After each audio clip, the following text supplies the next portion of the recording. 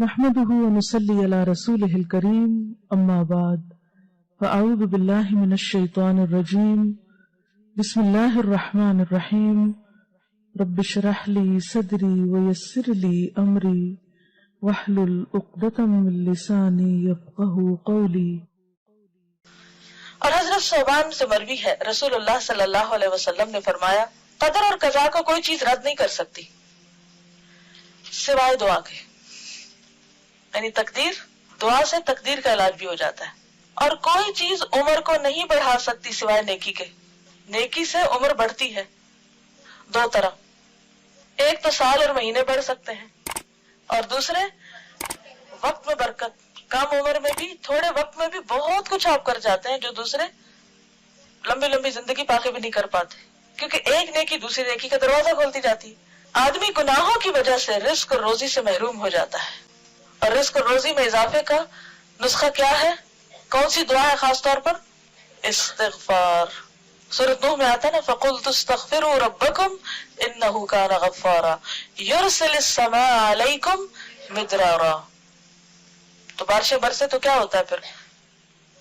خوب رزق میں اضافہ ہوتا ہے، زیادہ چیزیں اگتی ہیں، زیادہ رسیلی ہوتی ہیں، زیادہ فائدہ مند ہوتی ہیں۔ تو یہ کس کی برکت سے ہوتا ہے؟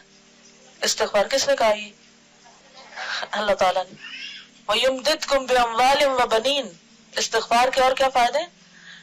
مال اور بیٹے۔ وَيَجْعَلْ لَكُمْ أَنْهَارًا۔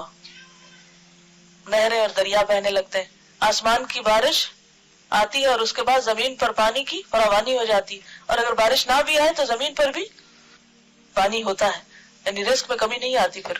تو يَجْعَلْ لَكُمْ أَنْهَارًا، تمہارے لیے نہریں بن جائیں گی۔ لیکن ضروری ہے کہ کیا کرتے رہے ہم؟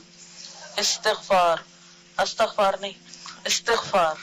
اب استغفر اللہ نہیں پڑھنا، استغفر اللہ پڑھتے ہیں، نام اس کا استغفار ہے۔